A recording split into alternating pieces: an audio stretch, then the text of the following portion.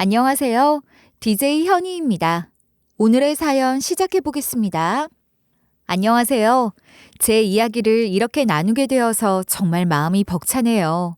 어디서부터 시작해야 할지 모르겠지만 저는 평범하게 살아본 적이 없는 사람 같아요.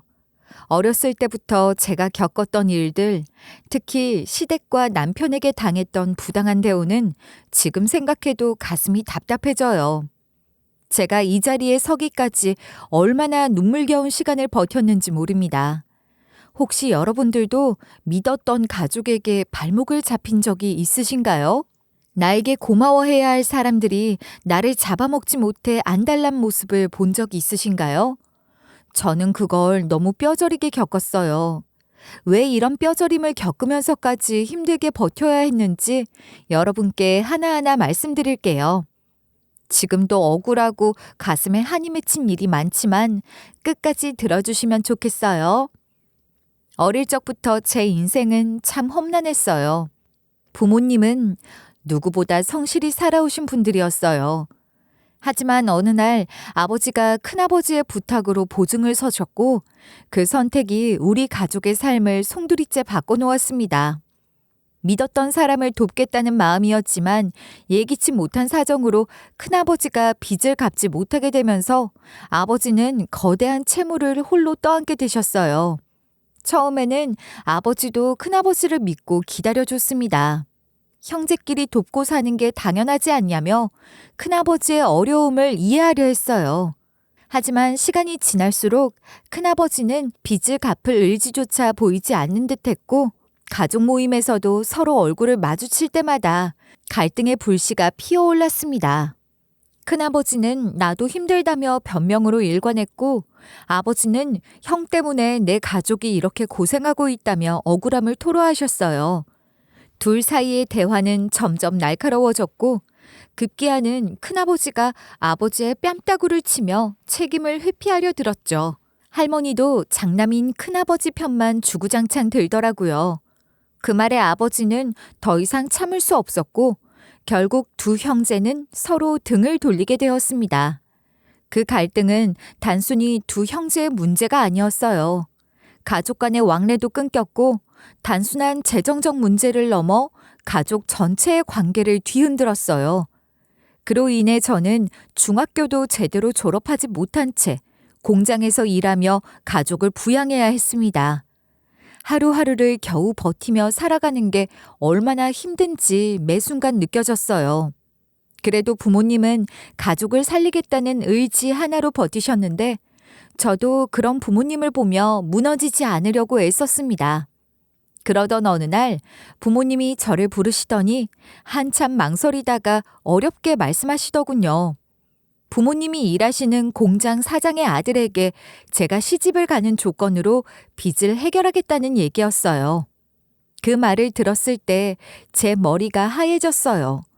고작 19살, 몇 달 뒤면 성인이 되는 나이지만 그래도 저에게 그런 결정을 강요한다는 게 얼마나 잔인한 일인지요. 부모님도 알고 계셨겠지만 어쩔 수 없었겠죠. 부모님은 이게 제가 가족을 살릴 수 있는 유일한 방법이라고 하셨지만 솔직히 저는 너무 무섭고 막막했어요. 남편은 28살이었는데 결혼 전에는 꽤 괜찮은 사람처럼 보였지만 결혼 후 진짜 모습을 알게 되었어요. 아침부터 늦은 밤까지 친구들과 술을 마시거나 게임을 하며 시간을 보냈고 집안일에는 손 하나 까딱하지 않았습니다. 남편의 하루는 늦잠으로 시작되었습니다. 오전 11시 아니면 12시쯤 일어나서야 겨우 침대에서 나왔습니다. 잠에서 깨자마자 시어머니가 차려주신 아침을 먹었고 먹고 난 그릇은 그대로 식탁에 둔 채 방으로 들어가 컴퓨터 게임을 하는데 몇 시간이고 꼼짝도 하지 않았습니다. 게임이 지루해질 때쯤이면 소파에 드러누워 TV를 보거나 자는 데 시간을 때웠습니다. 온종일 무언가에 집중하는 것은 게임이나 TV뿐이었죠. 저녁이 되면 본격적으로 놀 시간이 시작돼요. 일주일에 7일을 나갈 때도 있었는데 술자리에서 늦게 들어오는 날은 예산일이었고 새벽 2, 3시가 넘어야 귀가하는 일이 많았죠. 그러고 들어오면 그 꼬장을 다 받아줘야 했고 저녁 수발도 여러 방면으로 다 들어줘야만 했습니다.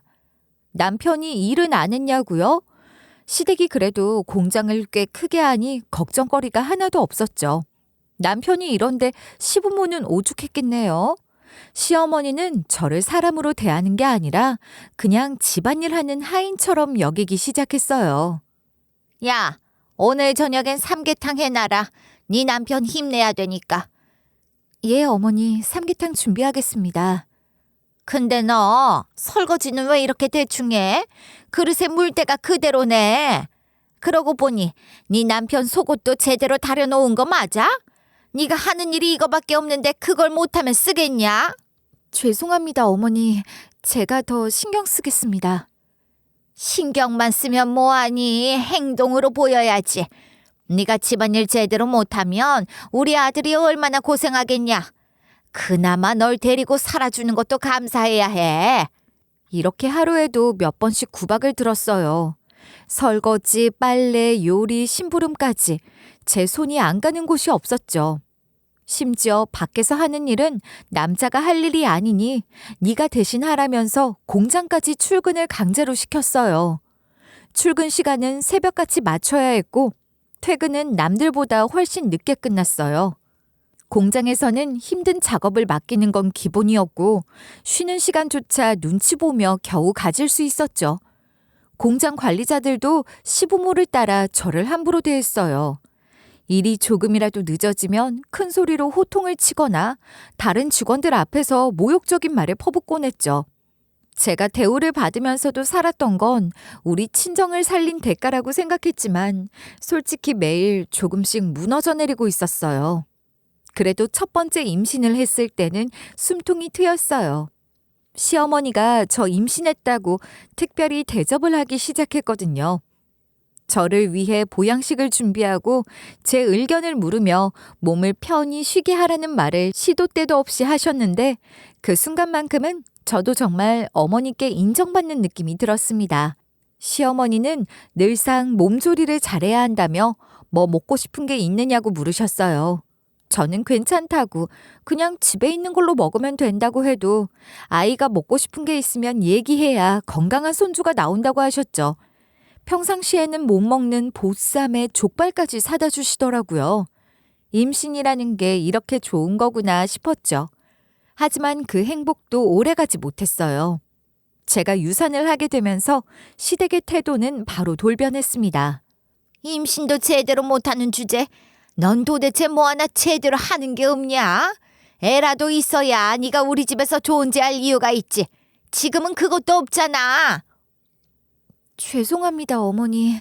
잘 품었어야 했는데 그게 잘 안 돼서. 그런 걸 핑계라 그래? 아유, 내가 괜히 아들 인생 망친 거 아닌가 모르겠다. 네가 이 집에 와서 도대체 뭘 해냈냐고? 우리 아들 고생시키는 거밖에 더 있니? 엄마 말이 맞아. 너는 우리 집에서 하는 거 없이 돈만 축내고 있잖아. 솔직히 애도 못 낳는 주제 네가 뭘 잘할 수 있을 거라 기대한 내가 잘못이지. 내가 어디 가서 애 얘기 꺼내지도 못해. 니네 부모는 뭘 가르쳤길래 너같이 무능한 애를 보냈냐? 그 이후로는 남편과 시어머니의 폭언과 부당한 대우에 시달리며 지옥 같은 삶을 살았죠. 그로 인해 몸과 마음이 모두 피폐해져서 이후로는 임신도 잘 되지 않았어요. 시어머니는 그런 저를 향해 임신도 못하는 불구년이니까 일이나 제대로 하라며 더욱 심하게 몰아붙였고 집 밖에 나가는 것도 철저히 감시받았어요. 시장에 장을 보러 가거나 남편 심부름으로 나가도 시어머니는 시간을 재며 체크하셨고 조금이라도 늦으면 별것도 아닌 걸로 저를 잡고 막말을 퍼부으셨죠. 그러던 어느 날 술에 취한 남편과 대판 싸운 일이 있었는데 그날은 정말 저도 가만히 있을 수가 없어서 반항을 했어요. 남편은 어디서 이렇게 반항질이냐며 똑같이 당해야 정신을 차릴 거라고 소리쳤어요. 저는 그 말에 질세라 그럼 너도 당해봐야 하지 않겠냐며 내가 만만해 보이냐고 맞받아쳤죠. 남편은 저를 힘으로 제압하려 했지만 저는 남편의 티셔츠를 물고 늘어졌고 남편의 머리채를 잡으며 서로 치고받고 싸웠습니다. 그렇게 격렬하게 싸우고 나자 남편이 먼저 백기를 들면서 그만하자고 하더군요. 남편이 사실 멸치처럼 깡 말랐고 저는 뼈가 통뼈여서 제가 거의 비슷하게 남편을 제압했거든요. 내가 주먹질을 못해서 안 했는 줄 아냐고 고함을 팍 하고 지르니 남편은 말로 사람 가슴을 후벼 팠는데 제가 임신이라도 제대로 했으면 시어머니가 저를 이렇게까지는 대하지 않았을 거라며 또 그놈의 불구년 소리를 하는 겁니다. 불구년 주제에 우리 집에서 당신의 집구석에 돈 주는 것만으로도 감사해야 하지 않느냐는 말을 뱉더라고요. 그래요. 아직까지 시댁에서 우리 집에 꼬박꼬박 생활비를 넣어주니 어쩌겠어요. 그 돈을 고마워해야 하는데 저는 맷값이라고 생각하며 대체 이런 삶이 언제까지 계속될지 싶었네요. 그러다 정말 다행히 저는 다시 또 임신을 했고 이번에는 무슨 일이 있어도 아기를 지켜야겠다는 마음으로 스스로를 다잡았어요. 첫 아이를 잃고 난 뒤 시댁에서 저한테 했던 짓들을 다시 겪지 않으려면 이번만큼은 절대로 놓칠 수 없다고 간절히 기도했죠. 두 번째 임신 소식을 들은 시부모님과 남편도 처음엔 나름 기뻐하는 것처럼 보였지만 첫 번째 임신 때처럼 온 집안이 들썩이는 분위기는 아니었어요. 그래도 먹고 싶은 건 다 사다 주고 힘든 일은 전혀 시키지 않겠다고 해서 잠시나마 마음이 놓였어요. 그리고 애 낳을 때까지 공장에 나오지 말라며 태교를 하라며 문화센터에 보내주시길래 너무 기뻤어요. 시댁이 돈은 많은 집이라 그런 부분에서는 정말 아낌없이 지원해줬거든요. 문화센터에서 강의를 듣고 태교책도 읽고 난생 처음 들어보는 클래식도 들으면서 처음으로 이런 평온한 시간을 보냈어요. 제가 중학생 때부터 집안 사정 때문에 일을 했으니 이런 평온함은 제 인생의 처음이라고 해도 과언이 아니죠. 하지만 이 행복도 오래 가지는 못했어요. 병원에서 아기가 딸이라는 걸 알게 된 뒤부터 시어머니와 남편의 태도가 차갑게 변했거든요. 문화센터는 이제 다니지 마라. 괜히 시간 낭비하지 말고 집에서 잠자코 쉬어. 그런데 다녀봤자 뭐 대단한 걸 배우겠냐? 어머니, 수업도 얼마 안 남아서 남은 기간만이라도 다니면 안 될까요? 저도 좋기도 했고 잘 다녔었는데 좀 아까워서. 뭐? 저 좋으라고 괜히 돈 쓰고 시간 쓰냐? 뱃속에 딸년한테 돈 쓸 거 있으면 아껴서 우리 아들 잘 먹이고 잘 내줘하는데 써. 이렇게 대우해주는 것만으로도 감사한 줄 알아야지. 너 아직도 정신을 못 차렸구나. 애만 낳아봐라. 아주 예전처럼 정신교육을 시키려니까. 엄마 말이 맞아. 네가 그깟 문화센터를 다닌다고 뭐 대단한 사람 되는 것도 아니고 뱃속에 애가 알 거야. 그 시간에 집에서 쉬고 차라리 우리 엄마 돕는 게 더 낫겠다. 솔직히 요즘에 네가 쓰는 돈도 신경 쓰이는데 그런 거라도 줄여야 하는 거 아니야? 뱃속에 아이가 딸이라는 걸 안 이후로는 병원에 검진 받으러 갈 때도 항상 저 혼자 갔어요.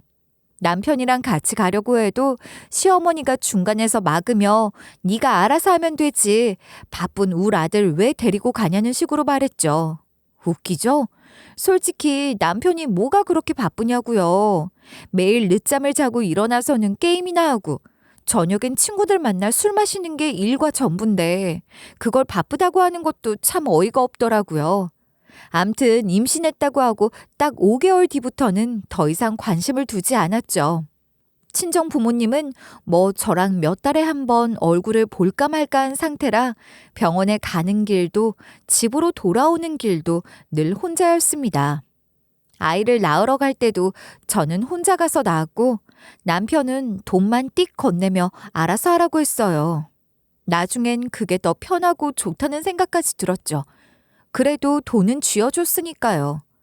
하지만 딸을 낳은 뒤에도 제 삶은 크게 달라지지 않았어요. 아니, 오히려 더 힘들어진 것 같았어요. 아기를 품에 안고 행복한 눈물을 흘리던 그 순간도 잠시였고 곧바로 공장에 나가야 했습니다. 매일 아침 집을 나설 때 딸아이를 두고 나오는 일이 얼마나 가슴 아팠는지 말로 다 표현할 수 없어요. 그래도 하루 종일 고된 일을 하고 있어 여전히 모진 대우를 받는 건 변함이 없었지만 퇴근해서 보는 우리 딸의 해맑은 미소에 온 몸이 다 녹는 것 같았어요. 제가 시댁살이를 했잖아요. 근데 이놈의 인간들이 저를 공장에 내보내면 애라도 잘 볼 것이지. 일 끝나고 오면 애가 거의 방치였어요. 아이 돌보는 일도 전부 제 몫이었는데 남편 새끼는 부정도 없는 놈이었죠. 이 사람들에게 딸아이란 그냥 귀찮은 존재였을 뿐이라는 생각이 들 정도였네요. 그런 와중에 제게 유일하게 손을 내밀어준 사람이 있었는데 바로 태교할 때 문화센터에서 만난 언니였어요. 그 언니는 저보다 5살 많았고 출산 동기라서인지 더 잘 통했던 것 같아요.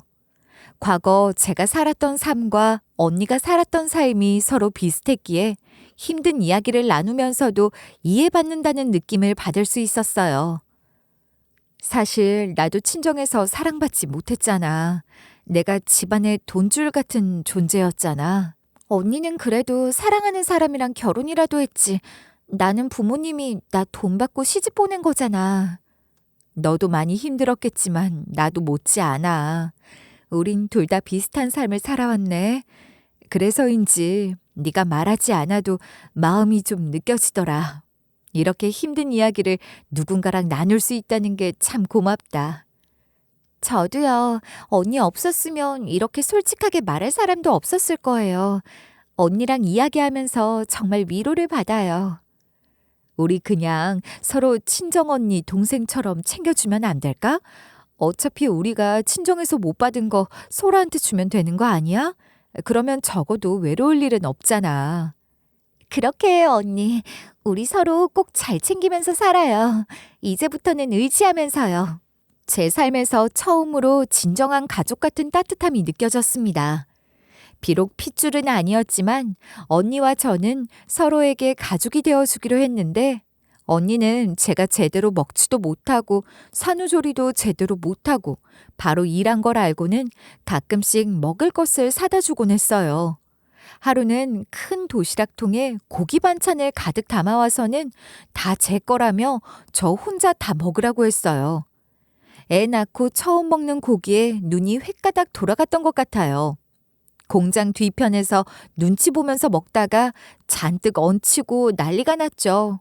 그리고 언니는 육아 정보도 아낌없이 나눠줬고 아기 먹을 것도 자주 챙겨줬는데 그중에는 직접 만든 이유식부터 아기가 잘 먹을 수 있는 과일 퓨레까지 다양했죠.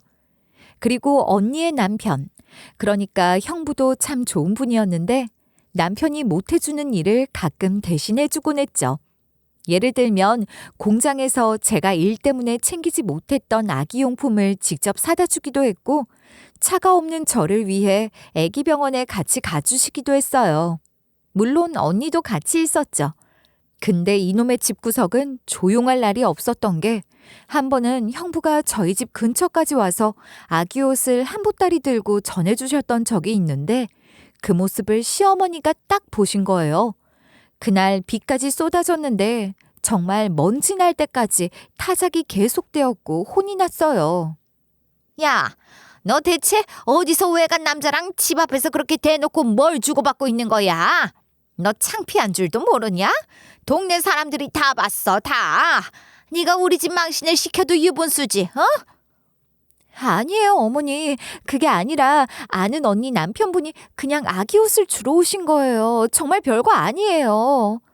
외간 남자랑 그렇게 다정하게 서 있는 게 별거 아니라고? 이 집 며느리가 체면이고 뭐고 다 집어던졌네. 네가 도대체 어디서 뭘 배웠길래 이렇게 행동하냐? 아유, 기가 막혀서 말도 안 나온다. 죄송해요, 어머니. 그냥 그분이 도와주신다고 해서. 그깟 딸년 옷 몇 벌이 뭐 대수라고 그런 꼴을 하고 다녀. 어디 굴러다니는 거 그냥 입히면 되지. 네가 그런 식으로 행동하면 사람들이 너를 어떻게 보겠어? 우리 집을 어떻게 보겠냐고. 넌 좀 혼나야겠다. 어머니, 다시는 안 그럴게요. 그만 좀 하세요. 너 그딴 소리 말고 당장 그 남자한테 전화해서 앞으로 오지 말라고 해. 한 번 더 걸리면 이 집에서 발도 못 붙일 줄 알고 그 남자도 아주 머리를 빵빵 밀어버릴 거야. 네가 사람들 입에 우리 집 올려놓고 싶어서 환장했지? 정신 좀 차리고 살라고 좀. 그날 이후로 저는 형부에게 절대로 집 근처에 오지 말아 달라고 신신당부할 수밖에 없었어요. 그 일이 있고 나서도 크고 작은 사건들이 끊이지 않고 시부모님은 항상 남편에게 입버릇처럼 여자를 잡으려면 골로 가기 전까지 잡아야 된다고 가르치셨어요. 남편은 그런 말을 철석같이 믿으며 저를 억누르고 통제하려 했죠. 앞서도 말씀드렸지만 힘은 남편보다 제가 더 셌다고 했잖아요. 근데 왜 당하고 살았냐 하실 것 같아 말씀드리면 오로지 돈으로 저를 통제하고 틈만 나면 친정에 돈 끊는다고 하니 그거에 이미 가스라이팅을 당한 상태였던 것 같아요. 새장 문이 열려도 날아갈 수 없을 만큼 깊이 세뇌된 기분이었어요. 그런 와중에도 시부모님은 계속해서 아들을 낳아야 한다며 압박했고 남편과 둘째를 가지려고 여러 번 시도했지만 번번이 실패로 끝났습니다. 몸도 마음도 지칠 대로 지쳐 있었지만 딸아이의 존재만큼은 제게 버틸 힘이 되어주었어요. 그러다 딸아이가 7살이 되던 해 제 인생에서 가장 끔찍한 일이 벌어졌습니다. 남편이 저 모르게 친자 검사를 했는데 그 결과가 제 남편의 친딸이 아니라는 사실이 밝혀진 겁니다. 그걸 알게 되자 어떻게 됐겠어요? 말 안 해도 아시겠지만 집안이 완전히 뒤집어졌습니다. 여러분들이 들어도 제가 맞을 짓을 했다 싶겠죠? 딸이 남편 딸이 아니니까요. 근데 이건 저도 여러분께 할 말이 많습니다. 어떻게 된 건지 다 세세하게 말씀을 드릴게요. 암튼 그날 남편은 제가 봤던 중 가장 살기가 느껴졌어요. 어떻게 네가 이럴 수가 있어? 내가 너를 먹여주고 재워주고 돈까지 대줬는데 결국 이렇게 뒤통수를 치는 거야? 그게 아니야, 여보. 내가 일부러 그런 게 아니라 내 말 좀 들어봐. 아니긴 뭐가 아니야. 너 예전에 집 앞까지 찾아왔던 그놈이랑 바람난 거였지? 그땐 이 딸년 못 챙겨준다고 뻔질나게 들락날락 했잖아. 그 꼴만 봐도 딱 그렇잖아. 내가 그랬지? 근본 없는 딸년 데려오면 이 집안 말아먹는다고 했잖아. 네가 우리 집을 이렇게 더럽히다니? 어머니, 제발 진정하세요. 제 말도 좀 들어보세요. 제발 아이한테만큼은 이러지 말아주세요. 하지만 남편과 시부모의 분노는 결국 딸아이에게까지 향했고 남편이 딸을 향해 손을 뻗는 순간 저는 모든 것이 끊어질 것 같은 공포를 느꼈습니다. 이대로 있다가는 정말 딸까지 다치겠구나 싶어서 저는 모든 걸 버리고 도망치기로 결심했어요. 아무것도 챙기지 못한 채 딸을 들쳐업고 전속력으로 도망쳐 맨발로 집을 나섰습니다. 맨발로 집을 나왔다는 말이 과장처럼 들릴 수도 있겠지만 그날의 긴박함 속에서는 신발을 챙길 여유조차 없었어요. 딸의 울음소리에 귀가 먹먹할 정도였고 심장은 터질 듯이 뛰었죠. 바닥에 날카로운 돌에 발이 찢기는 고통도 느낄 새 없이 그저 앞으로 달리기만 했어요. 내 몸 하나 망가져도 좋으니 딸만은 이곳에서 벗어나게 해야겠다는 절박한 뿐이었어요. 집 밖에 나와서는 어디로 가야 할지 몰라 한참을 고민을 했는데요. 파출소로 가야 하나, 친정으로 가야 하나, 머릿속은 복잡하기만 했어요.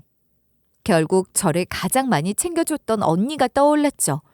언니 집이라면 적어도 지금 이 상황에서 의지할 수 있을 거란 생각에 무작정 언니 집으로 향했어요. 딸을 업은 채 헐레벌떡 도착했을 때 언니네 집은 고요했고 아무리 문을 두드려도 안에서는 대답이 없었어요. 딸을 품에 안고 한참을 서성이며 몇 시간째 기다렸는데 멀리서 형부가 혼자 걸어오는 모습이 보였습니다. 형부의 얼굴은 마치 온 세상의 짐을 짊어진 사람처럼 무겁게 내려앉아 있었고 저를 보자마자 눈빛이 흔들리더니 떨리는 목소리로 말을 꺼내기 시작했어요. 지선아, 큰일 났다. 네 언니 지금 중환자실로 옮겨졌어. 의사 말로는 얼마 안 남은 것 같대. 형부, 무슨 말이에요? 언니가요? 아니, 갑자기 무슨 말씀이세요? 언니가 괜찮다고 하셨잖아요. 괜찮은 줄 알았는데 이번엔 온몸에 퍼져서 손쓸 방법이 없다고 하더라. 언니가 끝까지 너 걱정을 하더라. 그나저나 넌 어떻게 된 거야? 너야말로 꼴이 왜 이래? 너 또 시댁에서 이렇게 만든 거야? 저는 제 상황을 다 이야기했고 형부는 한숨을 내쉬며 머리를 감싸 쥐었습니다. 일단은 맨발로 온 저한테 언니 신발을 주었고 저는 먼저 언니의 상황을 봐야겠다고 했어요. 그렇게 우리는 그 길로 병원으로 향했습니다. 차 안에서 저는 두 손을 모으고 언니가 아직 제 말을 들을 수 있기를, 마지막 인사를 나눌 시간이 조금이라도 더 남아있기를 간절히 기도했어요. 마지막으로 언니를 봤던 그 순간이 머릿속에 아직도 생생해요. 온몸에 여러 개의 기계가 연결된 언니는 말없이 누워 있었고 창백해진 얼굴과 가느다란 숨소리는 언니의 고통이 얼마나 깊었는지를 말해주는 듯했죠. 그때 언니의 손을 꼭 잡고 뭐라도 말하고 싶었지만 목구멍이 막혀 아무 말도 나오지 않았어요. 눈물만 흐르는 저를 보던 형부가 조용히 등을 두드리며 병실 밖으로 이끌었습니다. 형부는 말을 잇기가 어려운지 잠시 숨을 고르더니 제 손에 주소가 적힌 종이를 내밀었어요. 언니가 제게 남긴 게 있다며 이곳에 가면 저를 도와줄 사람이 있다는 겁니다. 이게 언니의 저한테 남긴 마지막 당부였대요. 그 말에 저는 이 상황이 도대체 뭔 상황인지조차 이해하지 못한 채 멍하니 종이를 내려다보니 형부는 절 꼭 붙잡고 이곳을 찾아가 보라고 신신당부했죠. 그러면서 지갑에는 돈 10만 원을 꺼내 제게 주시더라고요. 저는 눈물로 인사를 드리고 딸을 꼭 아는 채 서울 성북동이라는 낯선 주소로 향하기로 했습니다. 안산에서만 평생을 살아온 저로서는 서울이라는 도시 자체가 너무도 낯설고 두려웠어요. 지하철과 버스를 몇 번이나 갈아타며 성북동으로 향하는 동안 제 머릿속은 복잡한 생각들로 가득했어요. 이곳이 언니랑 대체 무슨 연관이 있는 곳일까 하는 생각이 계속 맴돌았죠. 성북동에 도착해 눈앞에 펼쳐진 풍경은 그야말로 놀라웠습니다. 높다란 담과 고급스러운 주택가가 쭉 이어진 모습은 드라마에서나 보던 장면 같았고 한동안 멍하니 서서 바라보기만 했어요. 그곳에서 저는 한없이 작아진 기분이 들었고 이런 곳은 태어나 처음 보는 풍경이라 더 낯설고 위축되기만 했습니다. 이런 부잣집에서 저와 딸을 받아들일 수 있을까 하는 두려움이 몰려왔죠. 여기가 아니면 난 이제 우리 딸과 갈 곳이 없다는 막막함 때문에요. 그럼에도 딸의 손을 꼭 잡고 용기를 내어 배를 눌렀는데 아무리 배를 누르고 문을 두드려도 안에서는 대답이 없었어요. 한참을 서성이며 기다리는데 문이 열리면서 한 아주머니가 나왔죠. 차림새와 태도로 봐서는 집안의 사용인 같았는데 그 아줌마는 저를 보자마자 다짜고짜 화부터 내셨어요. 여기가 어디라고 함부로 배를 눌러? 여긴 아무나 오는 곳이 아니야. 잡상인들 출입 금지라고. 아니에요. 저희 언니가 이 주소를 주면서 여기 가보라고 했어요. 제 이름은 유한나고 언니의 이름은 최이랑이에요. 알 거라고 하던데.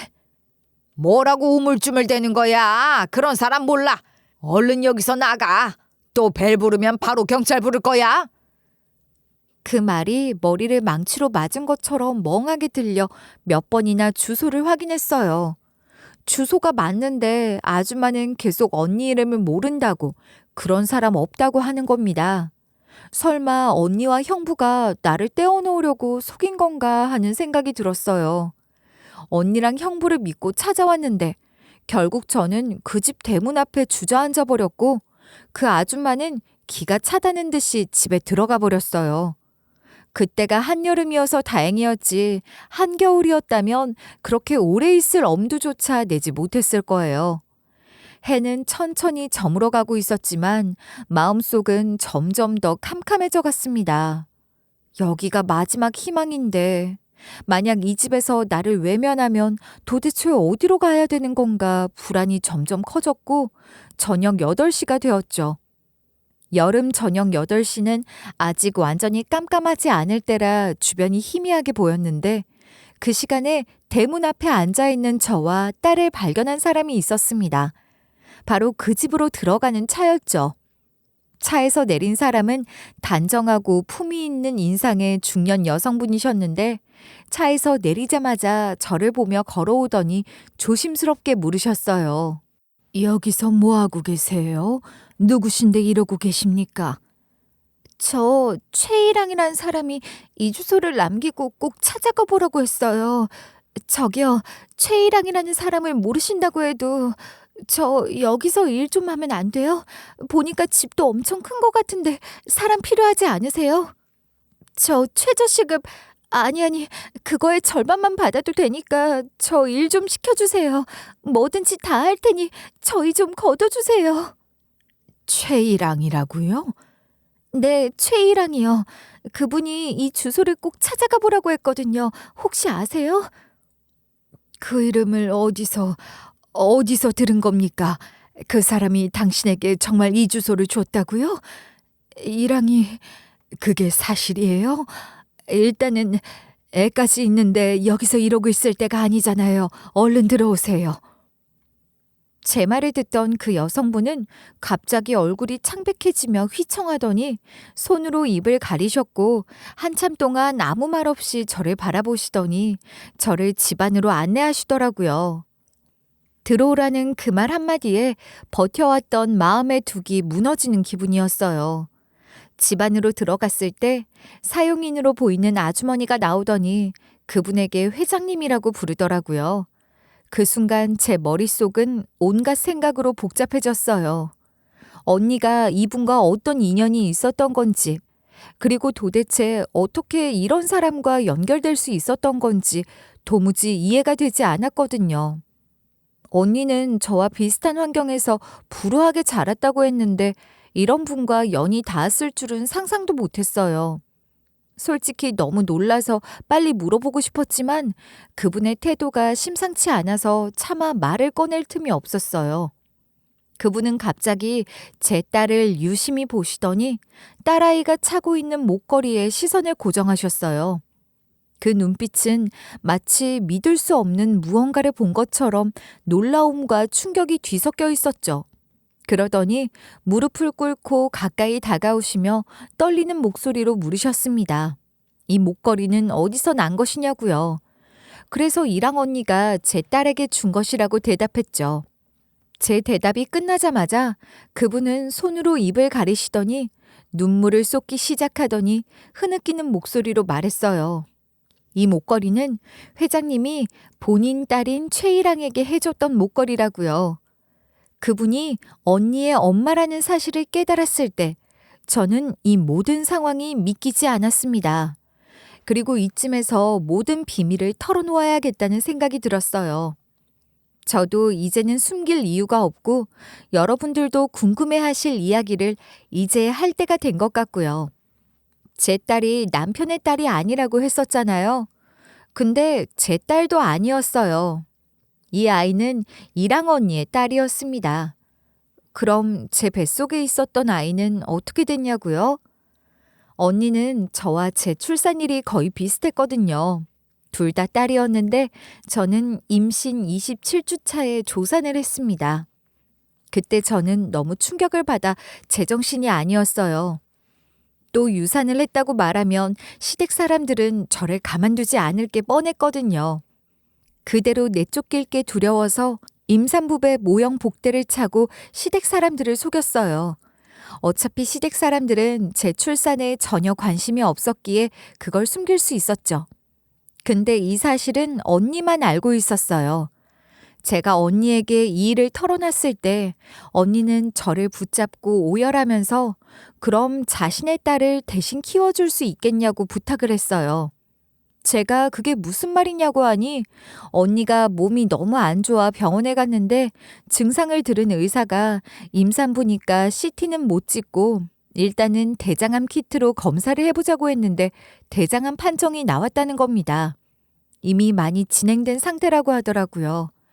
언니는 눈물을 꾹 참으려 했지만 떨리는 목소리에서 두려움이 그대로 묻어났어요. 자신이 곧 아이를 키울 수 없게 될 거라는 생각이 너무 무섭다며 말끝을 흐렸죠. 언니는 차마 딸을 혼자 남겨두고 세상을 떠나는 일을 받아들이기 힘든 듯 제 손을 꼭 잡고는 간절하게 부탁했어요. 출산을 하고 치료를 잘 받으면 좋겠지만 그럴 확률이 너무 적다고요.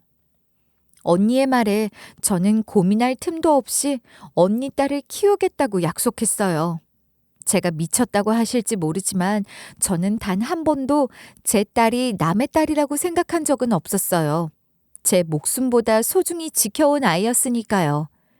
그렇게 엄청난 비밀을 안고 살아왔어요. 언니는 딸을 출산한 뒤 바로 항암 치료를 시작했는데 너무나도 다행히 호전이 되어가고 있었고 멀리서 우리의 딸을 지켜보며 딸에게 필요한 물건을 사서 보내준 거였어요. 그럼 아픈 언니 대신 형부가 딸을 키워도 되지 않았냐 하시겠죠?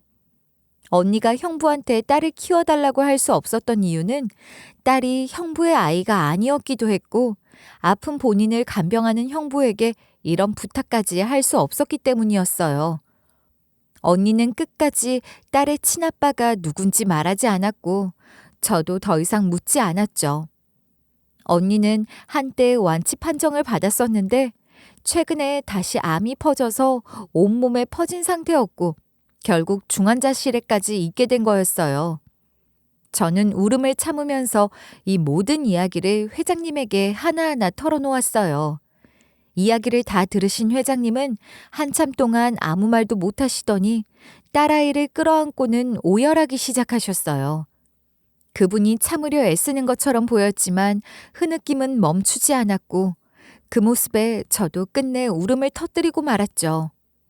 회장님은 본인 딸이 어디에 있는지 물었고 병원 이름을 알려드렸어요. 한동안 멍하니 계시는데 모든 감정이 멈춰버린 사람처럼 보였어요. 그러다 나쁜 기집애라는 말과 함께 저에게 언니의 과거 이야기를 들려주셨는데 저도 듣는 내내 마음이 복잡했어요. 사실 제 딸은 원래 정말 잘 사는 집에서 자랐어요. 저희 부부가 큰 사업을 했거든요. 근데 그 사업이 무너졌고 모든 게 한순간에 사라졌죠. 그때 제 딸이 큰 충격을 받고 집을 나갔어요. 그땐 정말 손 쓸 수 없을 정도로 방황하더라고요. 나쁜 길로 빠지기도 했고 그렇게 이 남자 저 남자 만나고 다니더라고요. 나이 많은 사람까지요. 저희 부부가 어떻게든 데려오려고 설득하고 타일렀지만 제 딸은 그럴수록 더 삐뚤어졌어요. 한 번은 저희를 향해 부모 자식 간의 연을 끊자고까지 하더군요. 그리고 나서 집이 다시 일어섰지만 저도 딸을 다시 찾을 생각을 하지 않았어요. 그때는 딸이 정말 천하의 나쁜 년처럼 보이더라고요. 자식인데도 말이죠. 저 같은 사람이 애미가 될 자격이 있는지. 근데 그쪽은 내 배 아파 낳은 자식도 아닌데 이렇게 키워주고 있으니 내가 그쪽 얼굴을 어떻게 보고 저 손녀딸을 어떻게 볼까요? 저도요.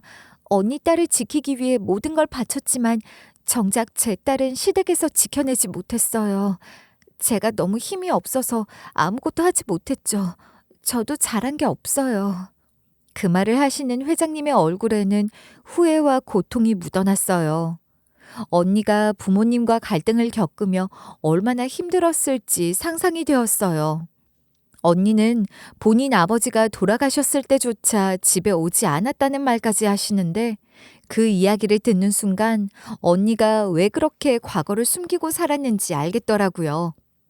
회장님과 모든 이야기를 끝낸 뒤 저는 딸과 함께 묵을 곳을 안내받고 다음 날 회장님과 함께 중환자실에 있는 언니를 보러 갔어요. 회장님은 한참 동안 언니의 손을 꼭 잡고 흐느끼시는데 그 장면을 보는데 제 마음이 찢어질 것 같았어요. 그렇게 언니는 딱 2달 뒤 세상을 떠났고 저도 언니의 마지막 순간을 지켰습니다. 그러는 동안 저는 계속 회장님네 집에서 얹혀 살았고 거취가 정해지면 바로 나가겠다고 했는데 언니 장례가 모두 끝난 뒤 회장님은 저와 딸아이를 따로 부르셔서 제 덕분에 손녀가 살았다고 이제는 본인이 저와 제 딸을 거두어 주겠다고 하는 겁니다. 그리고 제가 시댁에서 겪었던 일들은 본인이 힘을 써서 모두 해결해 줄 거라고 하셨어요.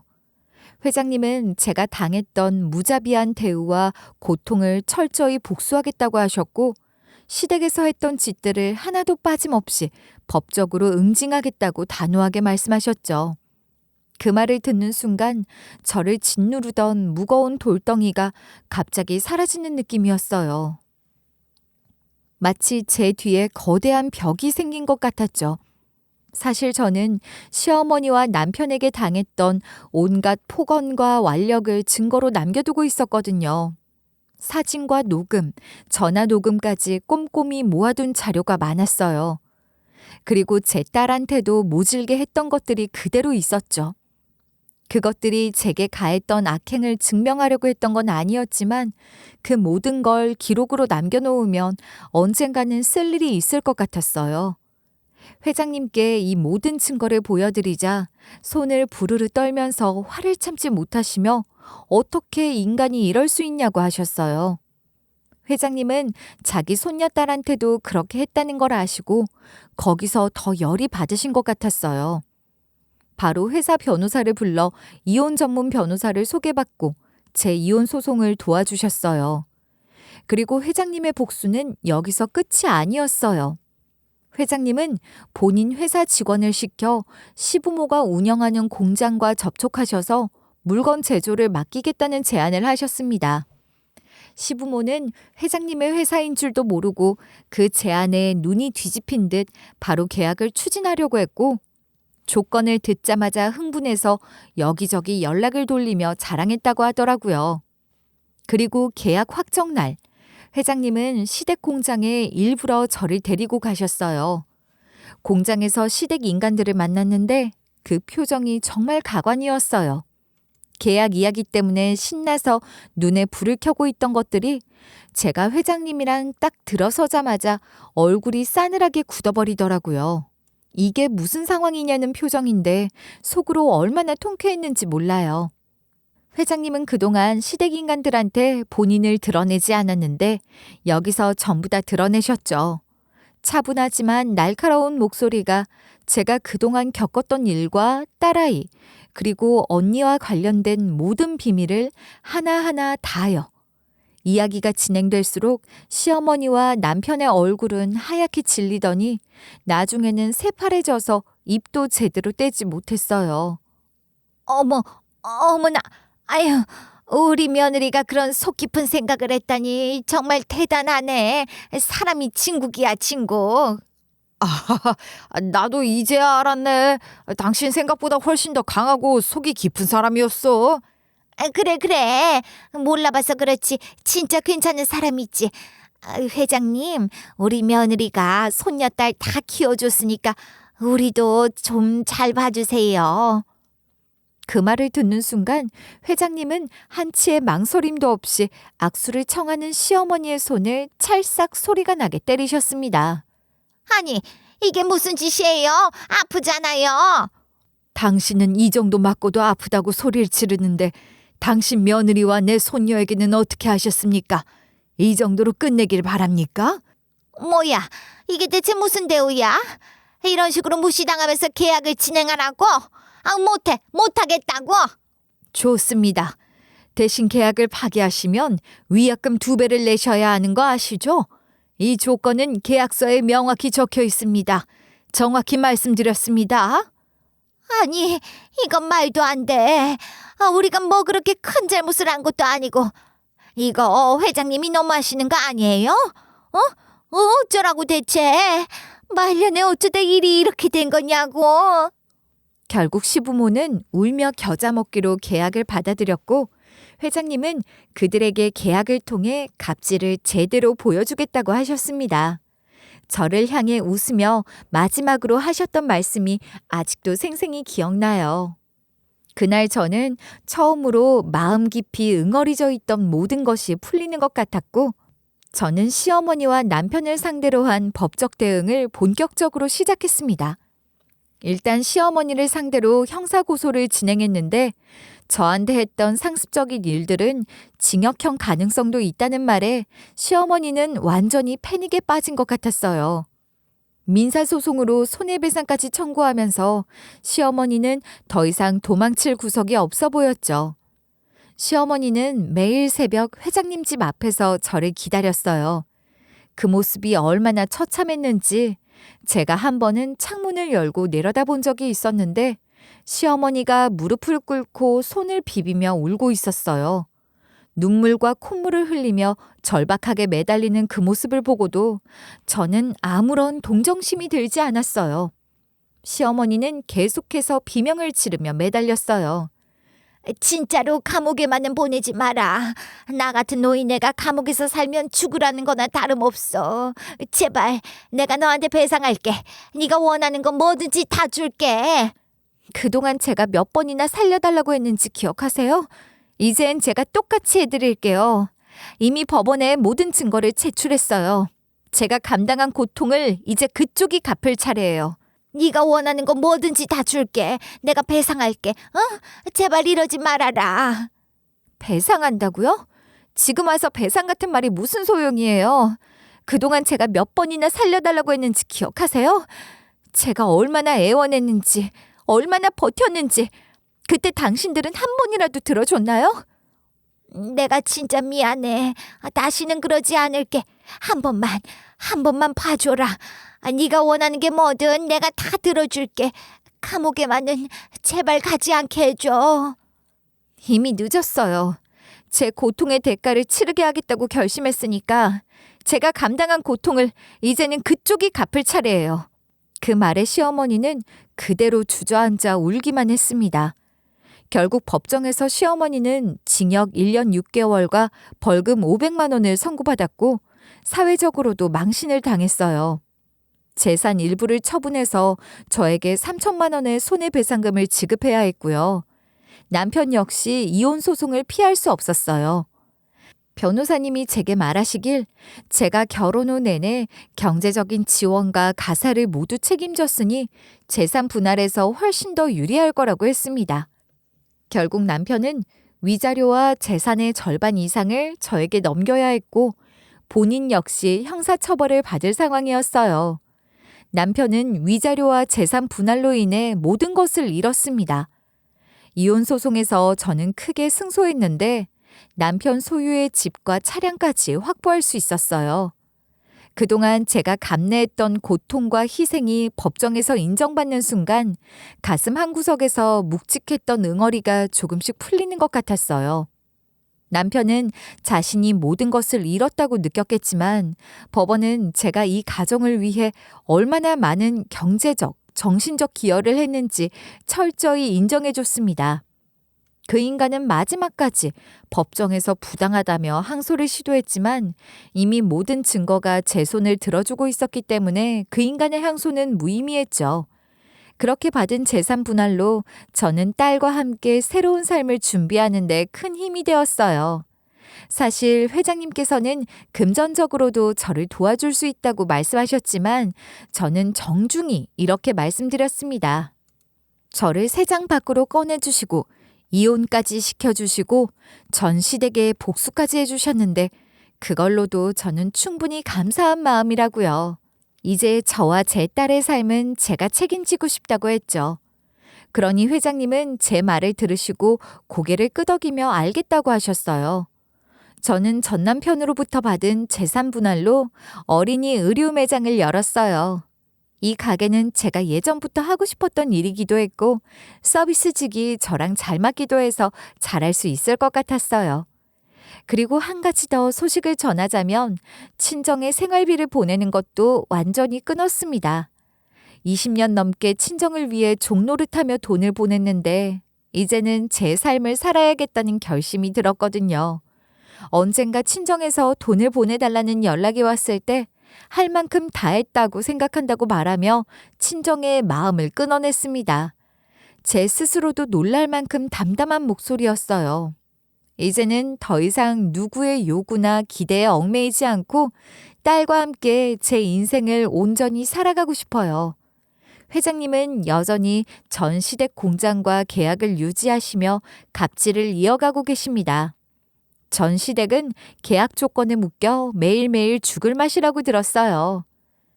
회장님, 아직도 전시댁 사람들이 쩔쩔매요? 당연하지. 아주 충성스럽게 어쩔 수 없이 날 모셔야 하는 상황이지. 내가 갑질 팍팍 하는데도 충신이야 아주. 그 사람들 꼴 좋네요. 결국 회장님 손바닥 아니네요. 내가 그랬잖아. 네가 받은 상처와 억울함 절대 그냥 넘기지 않을 거라고. 그게 내 선물이니까. 웃으면서 살아. 그거면 내 역할은 다 한 거니까. 그리고 회장님은 제게 또 한 번 놀라운 말을 해주셨는데 우리 딸을 상속자로 올릴 거라고 하더라고요. 그러니 앞으로도 낙담하지 말고 힘내서 살아보라고요. 너무 감사할 뿐이었죠. 저는 그 말에 안주하지 않고 더 열심히 살고 있어요. 아마 회장님도 제 성격을 아니까 이 말씀을 해주셨겠죠? 저의 이런 마음 덕분인지 의류 매장은 점점 입소문이 나면서 손님이 늘어가고 있고 안정적으로 운영되기 시작했어요. 그동안의 공포와 억압 속에서 벗어나 이제는 딸과 함께 웃는 날이 많아졌습니다. 딸아이도 점점 밝아지고 안정된 환경 속에서 씩씩하게 자라는 모습을 보니 정말 행복하더군요. 이제야 제 인생에 조금 빛이 드는 것 같아요.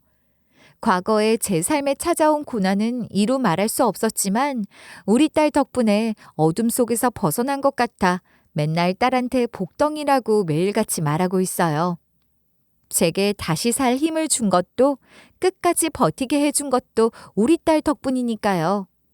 이제 저는 더 이상 과거에 얽매이지 않고 딸과 함께 밝고 행복한 미래를 만들어 나가려고요. 이렇게 제 이야기를 들어주신 분들께도 정말 감사하다는 말씀을 드리고 싶습니다. 여러분들도 행복하세요.